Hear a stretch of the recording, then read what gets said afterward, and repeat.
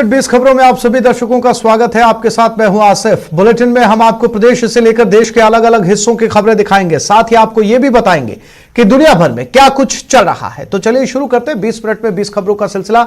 सबसे पहले खबर अपने प्रदेश राजस्थान की। एक बेटी ने अपनी प्रतिभा से मरुधरा की आन बान शान में 4 चांद लगा दिए हैं। जी हाँ, छोटे से गांव में पली बढ़ी और हिंदी मीडियम में शुरुआती पढ़ाई करने वाली झुंझुनू की स्वाति शर्मा का WTO के लीगल ऑफिसर के रूप में चयन हुआ है। साधारण परिवार से ताल्लुक रखने वाली स्वाति शर्मा की स्कूली शिक्षा भी गांव से हुई है। इस मुकाम तक पहुंचने में स्वाति को कई चुनौतियों का सामना करना पड़ा। स्वाति के पिता सूरजगढ़ पंचायत समिति में जूनियर इंजीनियर हैं। प्रारंभिक पढ़ाई गांव के ही हिंदी मीडियम स्कूल में हुई।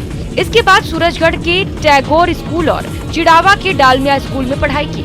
लॉ की पढ़ाई के लिए स्वाति देहरादून गयी। जुलाई 2021 में लॉ की पढ़ाई पूरी होने के बाद स्वाति ने दुनिया के टॉप लॉ इंस्टीट्यूट में रिसर्च के लिए ट्राई शुरू कर दिया। इस बीच वॉरिक यूनिवर्सिटी UK की प्रोफेसर डॉक्टर रीना पटेल से मुलाकात हुई। उनके गाइडेंस में लंदन में इंटरनेशनल लॉ में रिसर्च करना शुरू किया, जहां वर्ल्ड ट्रेड इंस्टीट्यूट के director Peter von den Bosch से मुलाकात हुई, जिन्होंने स्वाति के रिसर्च और काम को सराहा और मौका दिया। बेल्जियम में 6 महीने की ट्रेनिंग के बाद स्वाति को WTO में जॉब ऑफर हुई। वैसे तो सवाई माधोपुर के रणथंभौर नेशनल पार्क में बाघों की रोब भरी चाल और दमदार गुर्राहट से होने वाले रोमांच का एहसास करने के लिए सैलानियों का जमघट लगता है, लेकिन अब जिले का राष्ट्रीय चंबल घड़ियाल प्रोजेक्ट भी धीरे धीरे पर्यटन के क्षेत्र में अपनी धाक जमाने लगा है। यही कारण है कि अब रणथंभौर नेशनल पार्क के साथ ही राष्ट्रीय चंबल घड़ियाल प्रोजेक्ट भी सैलानियों की पसंद बनने लगा है। जो सैलानी रणथंभौर पहुंच रहे हैं, वे अब राष्ट्रीय चंबल घड़ियाल अभ्यारण्य का भी लुत्फ उठा रहे हैं। चंबल किनारे रेत के टीलों पर धूप सेकते घड़ियाल सैलानियों को खासे भा रहे हैं। साथ ही चंबल नदी में नौकायन पर्यटकों को खासा आकर्षित कर रहा है। घड़ियाल अभ्यारण्य में माइग्रेट पक्षियों के स्वच्छंद कलरव और मस्ती के साथ नौकायन का लुत्फ पर्यटकों के आनंद को दुगुना कर रहा है। रणथंभौर से राष्ट्रीय चंबल घड़ियाल अभ्यारण्य की दूरी सिर्फ 30 मिनट की है।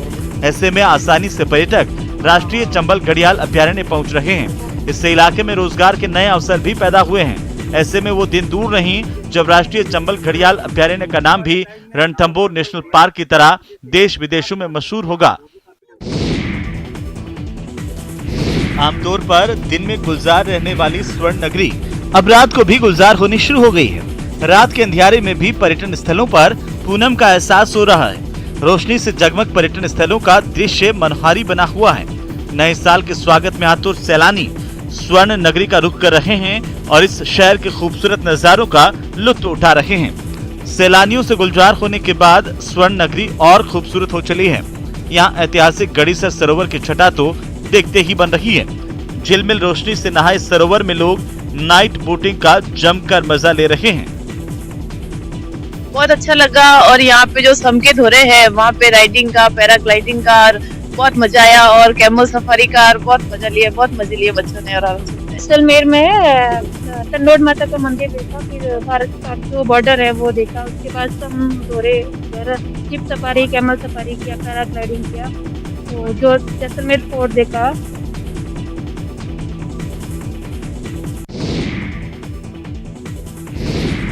बाड़मेर जिले में किराए के बहाने वाहन लूट की घटनाओं को रोकने के लिए जिला पुलिस पूरी तरह एक्शन के मोड में है। पुलिस ने अब एक व्हाट्सएप ग्रुप बनाया है, जिसमें यातायात प्रभारी डिम्पल कंवर समेत पुलिस अधिकारियों के साथ टैक्सी ड्राइवरों को जोड़ा गया है। टैक्सी चालकों को निर्देश दिए गए हैं कि यात्रियों को अपनी टैक्सी में बिठाने से पहले इस ग्रुप में यात्री का आधार कार्ड, मोबाइल नंबर के साथ साथ यात्री को कहाँ जाना है, ये सभी सूचनाएं व्हाट्सएप ग्रुप में शेयर करें, ताकि ऐसी वारदातें रोकी जा सकें।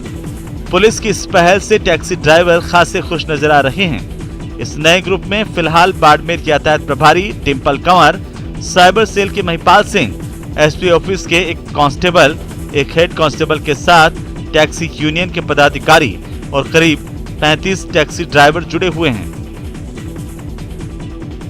जो बोलेरो लूटी थी यहाँ से, उसके हिसाब से हमको SP साहब ने बुलाया था और मीटिंग रखी थी और एक व्हाट्सएप ऐप भी बनाया उसमें। एसपी साहब एडिशनल सर के निर्देशानुसार एक टैक्सी यूनियन का वो ग्रुप बनाया और जितने भी टैक्सी चालक हैं उनको उस ग्रुप में ऐड किया गया है। और अब देख लेते हैं कुछ अन्य राज्यों की महत्वपूर्ण खबरें। ओमिक्रॉन के बढ़ते खतरे के बीच इस खतरनाक वायरस से लड़ाई के 3 और नए हथियार मिल गए हैं। जी हां, स्वास्थ्य मंत्रालय ने कोरोना की 2 नई वैक्सीन के साथ साथ एक एंटीवायरल ड्रग्स के इमरजेंसी इस्तेमाल को मंजूरी दे दी है।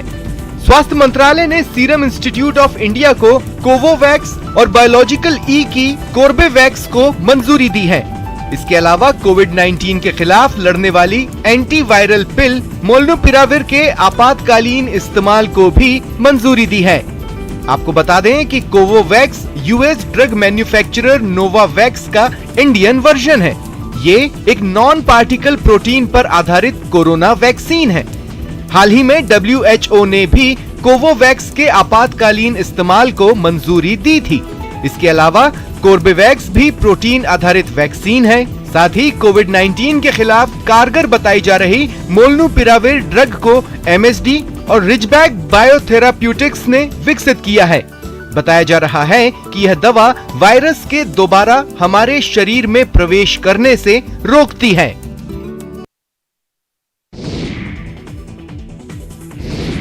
महाराष्ट्र सरकार में मंत्री विजय वडेट्टीवार का एक वीडियो वायरल हो गया, जिसमें वे चंद्रपुर के राजपुरा में छत्रपति शिवाजी की मूर्ति का अनावरण करते दिखाई पड़े।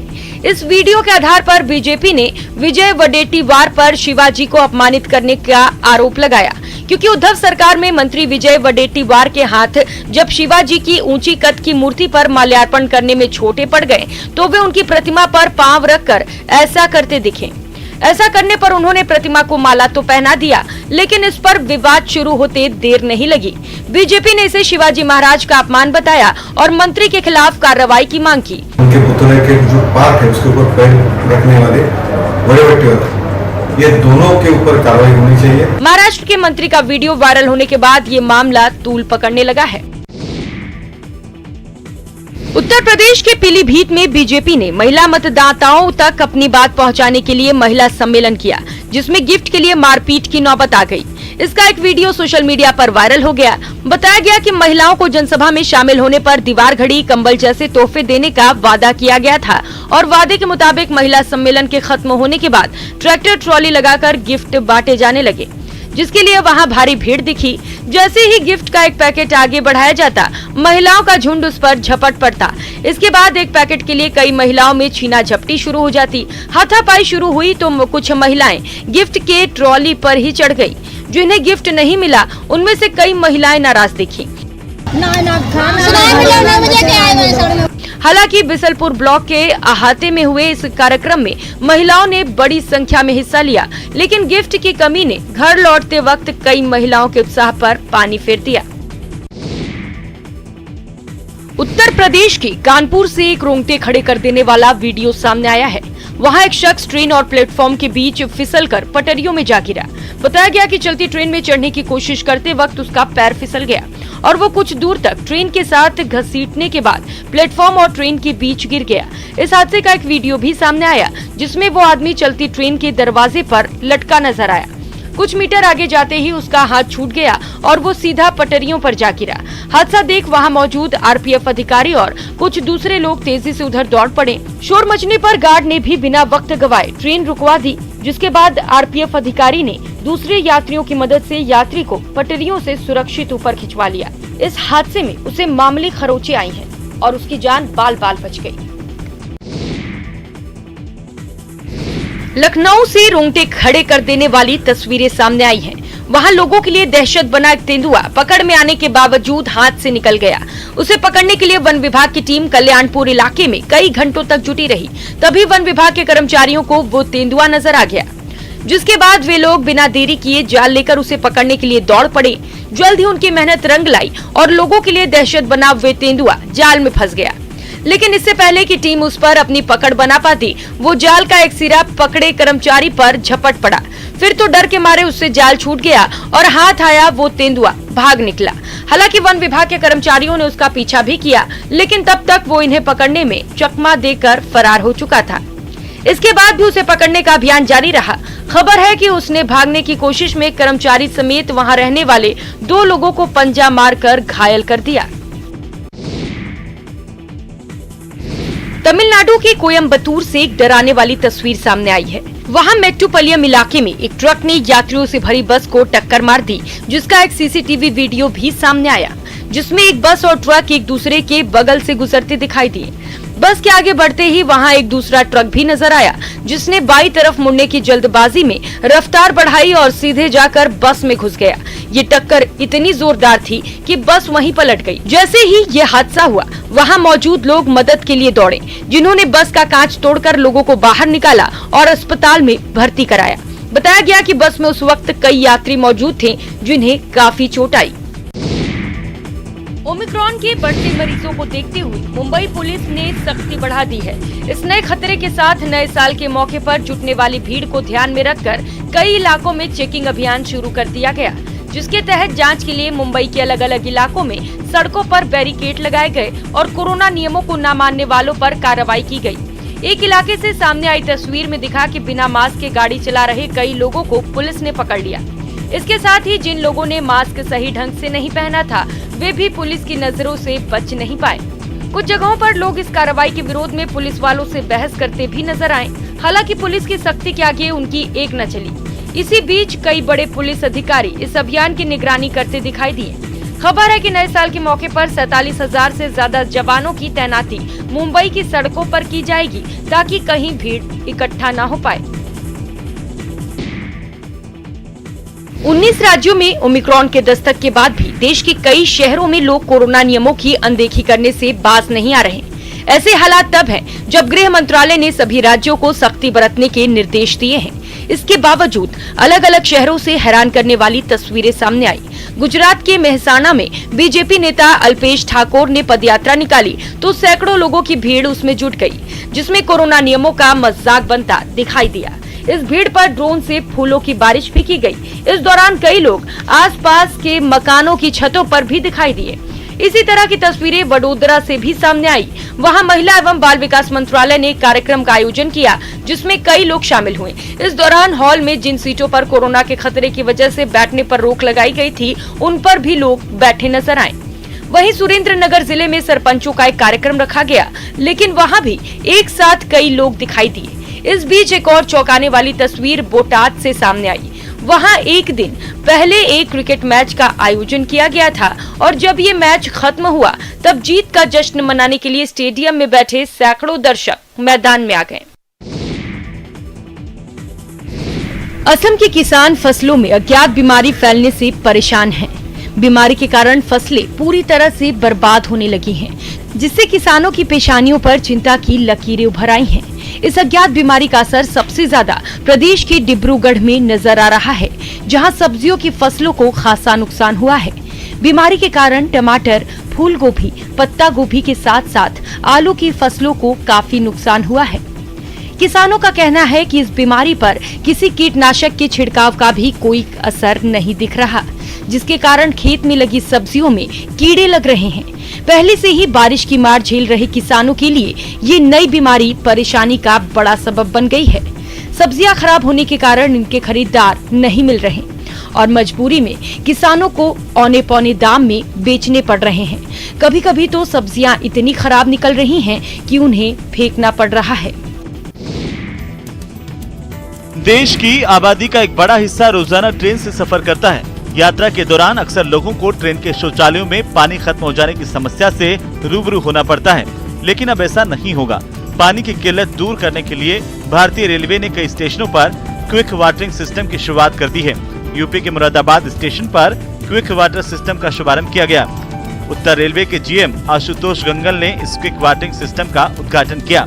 ये सिस्टम सिर्फ 6 मिनट में ही ट्रेन के 24 कोच में पानी भर देगा। पिछले बजट में रेल मंत्रालय ने क्विक वाटरिंग सिस्टम के प्रस्ताव को मंजूरी दी थी। उत्तर रेलवे के लिए करीब 33 करोड़ रुपए का बजट निर्धारित किया गया था।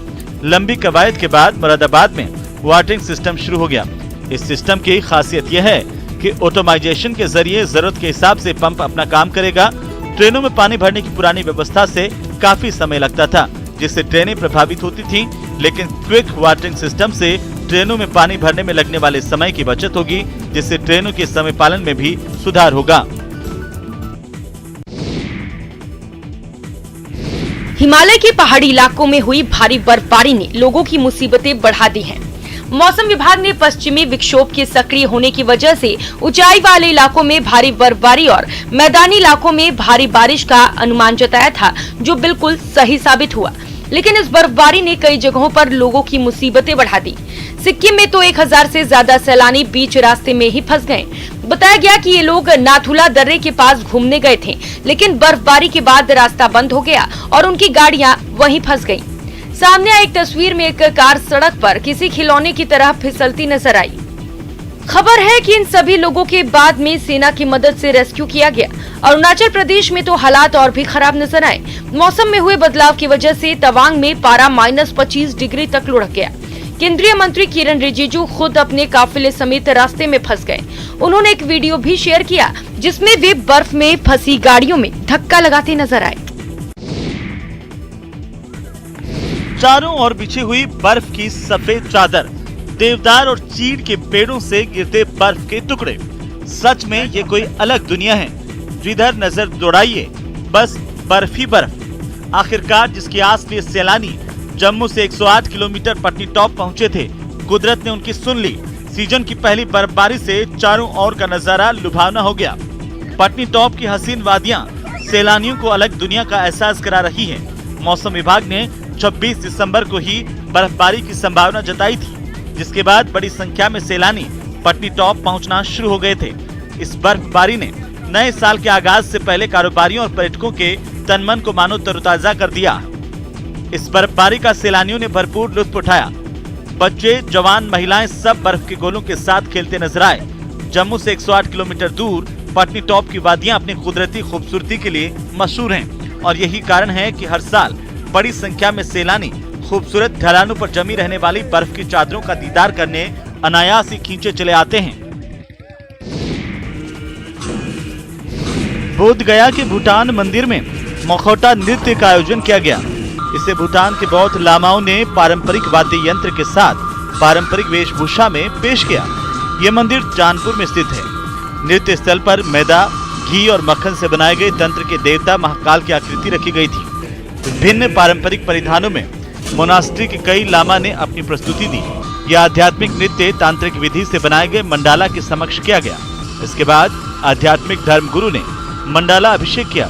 इस दौरान भूटान के अलावा लेह लद्दाख, श्रीनगर, हिमाचल प्रदेश समेत अन्य जगहों से आए बौद्ध भिक्षु मौजूद रहे। भूटान की परंपरा के मुताबिक दुष्ट आत्माओं को नष्ट और शांत करने के लिए मुखौटा नृत्य किया जाता है। भूटान की संस्कृति में इस नृत्य का महत्वपूर्ण स्थान है। इसे जीसी ब्लैक हिल्स नृत्य भी कहा जाता है। यहाँ 10 सालों से इसका आयोजन होता रहा है। मान्यता है कि इस नृत्य को देखने मात्र से ही लोगों के सारे पाप नष्ट हो जाते हैं और उन्हें निर्वाण की प्राप्ति होती है।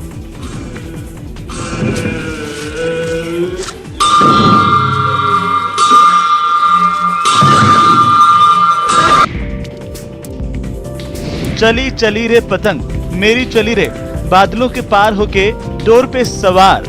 बड़ी पतंग, छोटी पतंग, रंग बिरंगी पतंग, पूंछ वाली पतंग, तिरंगे वाली पतंग। पतंगों का ये मेला लगा केरल के कोझिकोड में। लेकिन इस मेले में एक पतंग सबसे खास है। जी हाँ, देखिए इस पतंग की 60 फीट की पतंग जब डोर पे सवार होकर बादलों के पार चली तो सबके मुंह से अनायास ही निकल पड़ा, अरे वाह। दरअसल हर साल की तरह इस साल भी केरल के कोझिकोड में 4 दिवसीय बेपूर वाटर फेस्टिवल का आयोजन किया गया है। इस फेस्टिवल के दूसरे दिन पतंगोत्सव का आयोजन किया गया, जिसमें देश के अलग अलग हिस्सों से आए पतंगबाजों ने अपनी कला का प्रदर्शन किया। इस दौरान आसमान रंग बिरंगी पतंगों से भरा नजर आया। जिधर नजर दौड़ाइए पतंग ही पतंग नजर आ रही थी। लेकिन इस फेस्टिवल का सबसे बड़ा आकर्षण रही 60 फीट की पतंग। इस फेस्टिवल का आयोजन राज्य के पर्यटन विभाग की ओर से किया जाता है। और 20 मिनट 20 खबरों में अब बात कर लेते हैं इंटरनेशनल खबरों की। स्पेन के बार्सिलोना में कोरोना के नए वेरिएंट के खतरे से निपटने के लिए लगाई गई पाबंदियों का जमकर विरोध किया गया। वहां 7 जनवरी तक नाइट कर्फ्यू के अलावा एक साथ 10 से ज्यादा लोगों के जमा होने पर रोक समेत कई सख्त नियम लागू कर दिए गए थे, जिसके विरोध में कई लोगों ने बार्सिलोना की सड़कों पर मार्च निकाला। इस दौरान उन्होंने पोस्टरों और बैनर के जरिए सरकार से इन पाबंदियों को तुरंत हटाने की मांग की। इस प्रदर्शन में शामिल कई लोग तो इस बात से बेहद नाराज दिखे कि सरकार ने साल के अंत में उनकी छुट्टियां खराब कर दी। उन्होंने अपना विरोध जताने के लिए ना तो मास्क पहना, ना ही सोशल डिस्टेंसिंग के नियम की ही पालना की।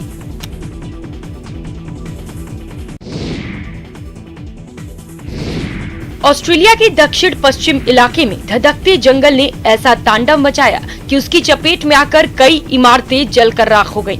पर्थ के पास के जंगलों में कुछ दिनों पहले आग भड़की थी, लेकिन गर्मी और तेज हवाओं की वजह से ये आग फैलती चली गई। पर्थ से सामने आई एक तस्वीर में जंगल का एक बड़ा हिस्सा धधकता नजर आया। इतना ही नहीं, जंगलों में मौजूद कुछ मकान भी इसकी जद में नजर आए और फिर इसने ऐसा तांडव मचाना शुरू किया कि दमकल विभाग के लोगों को उसे बुझाने में पसीने छूट गए। मकानों से उठती ऊंची ऊंची लपटें इतनी भयानक थी कि उन पर काफी देर तक पानी की बौछार का कोई असर होता नहीं दिखा। सुलगते मकानों और जंगलों से उठते धुएं के गुबार से पूरा इलाका ढक गया। ऐसा लगा जैसे बादलों ने डेरा जमा लिया हो। जबकि एक दूसरी तस्वीर में कई पेड़ आग की लपटों में घिरे नजर आए। इस आग को बुझाने में जमीन और आसमान एक कर दी गई ताकि इसे फैलने से रोका जा सके। आग से रिहायशी इलाकों पर मंडराते खतरे को देखते हुए सैकड़ों दमकल कर्मियों के अलावा हेलीकॉप्टरों और विमानों को आग बुझाने के काम में उतार दिया गया। तो इस बुलेटिन में फिलहाल इतना ही। नमस्कार।